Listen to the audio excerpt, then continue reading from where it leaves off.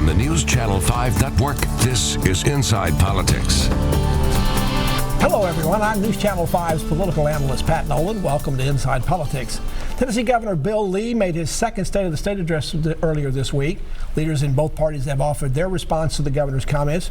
To gauge the business community's reaction to the speech and other issues facing Tennessee, Bradley Jackson, the president and CEO of the Tennessee Chamber of Commerce and Industry, is our guest on Inside Politics. Bradley, welcome to the show. Thank you very much. The governor said in his speech that Tennessee's, the state of the state, is healthy and strong, and we're the envy of many states. Is he right about that? He is right. You know, when you look nationally, Tennessee is frequently noted as one of the best-run states, and that is very important to the business community.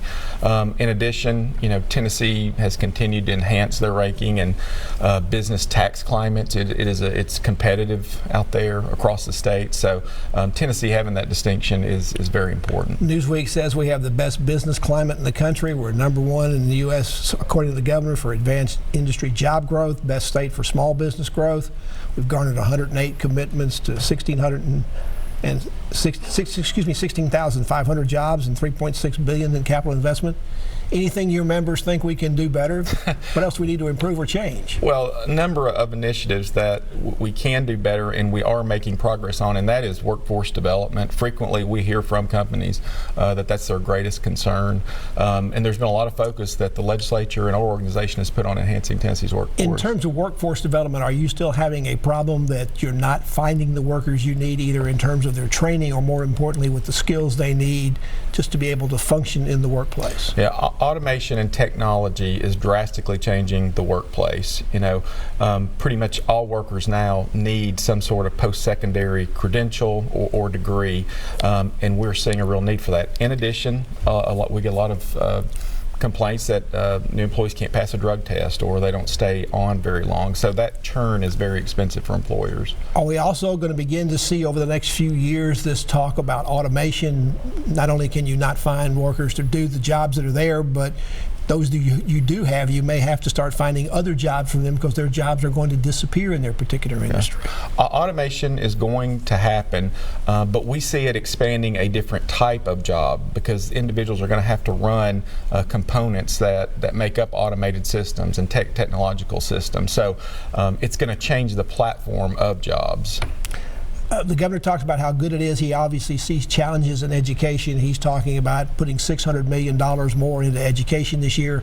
The Democrats think we need more like $1.6 billion to do the job. Who's right about that? Education has had tremendous investments made in it over the last years. Governor Lee has made a powerful commitment to education. The BEP is fully funded. He's taken a significant amount of money for teacher salaries. It is crucial to have those type of investments in Tennessee's education system. Ultimately, that leads to a good business climate. Everybody agrees to that, but what does it take to get us no longer to be 45th in the nation? Because we've stayed there for decades now. Yeah. Well, the 45th is in terms of state spending. There is local government numbers that come into that as well. So just the state spending side, we come in at that number.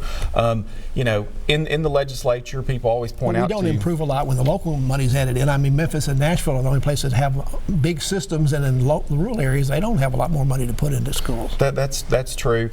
You know, in the legislature, Washington, D.C., for example, puts in the most amount per student in the United States, and when you look at their overall performance and scores, they're below Tennessee in a lot of ways. So money isn't always the one thing to solve the problem.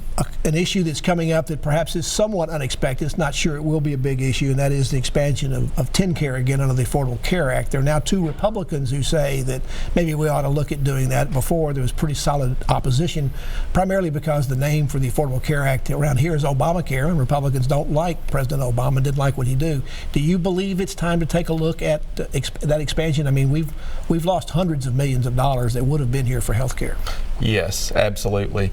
Because when you look at a community's growth or their potential to growth, healthcare is one of the first things that either businesses look at. If communities, especially rural communities, do not have a healthcare infrastructure system for them, you're just not going to see economic growth. But you have a governor, unlike Governor Haslam, who at once tried to expand TennCare. You've got a governor who's very much opposed to it. So how do you turn him around? I mean, he's got a veto. It's not a strong veto compared to others, but he's pretty well no. Yeah, and he's taken an approach of looking at block grants. You know, can the federal government send Tennessee money, and can we expand that way through, you know, saving money different ways through our TennCare program? That remains to be seen whether the federal government will authorize that, but his approach has been a little bit different. What the feds have come with so far seems to be very different than what Tennessee's asking to do. So you think at this point the state ought to seriously look at expanding TennCare? I think what we do, and the business community weighed in on this a number of years ago, for Tennessee to have a healthy economy in all areas of our state, healthcare is absolutely crucial. The governor talked about how many of those business relocations and expansions were in rural areas which have been suffering. Are we beginning to see a change from basically all the development and growth in our economy being in the Nashville, Memphis, and the big city areas in Tennessee, and the rural areas are not sharing in that at all? Yeah. Well, the amount of growth that we see, kind of the bigger projects you do see in Nashville, but they're also in rural areas. Tennessee's booming in a lot of ways, especially when you look at the kind of southern middle corridor, you know, around to Chattanooga. Tennessee is known as a top 10 state in the entire nation for our strength in manufacturing, and #1 in automotive manufacturing. So we're seeing a lot of growth there. So what we're seeing here is what President Trump keeps saying, that manufacturing is coming back. There's other people who say, no, that's not true. What's true about it in Tennessee? Manufacturing is coming back. The information, the intel that we hear on the ground is that there are a lot of foreign-owned manufacturing operations that are frequently looking at Tennessee. So us having a good business climate is crucial. It's allowed our tax revenue to really grow here while keeping our individual taxes low. The governor did announce something I think your members will probably, at least some of them will like, and that is legislation to cut the professional privilege tax in half. That will return, he says, $40 million to businesses and individuals. What's wrong with that tax? Well, I think the larger question is, you know, it was cut last year on a number of professions, and now I believe there are 3 more professions that they're getting to, which are doctors, lawyers, and financial professionals. It's in the legislature, it is a narrow tax. I think the discussion is, if we're going to do tax cuts, should it be more broadly applied to citizens or business across the state? Well, why not just cut the whole thing out? The governor says it's arbitrary and unfair. That doesn't sound like a tax he wants to support at all, so why not just get rid of it? Well, the entire tax, I think, is around $80 to $90 million. So in most of those that are paying So we're doing well, but not that well. Doing well, but not that well. But, you know, does it make sense? Is that money, most of it's getting paid by individuals from out of state?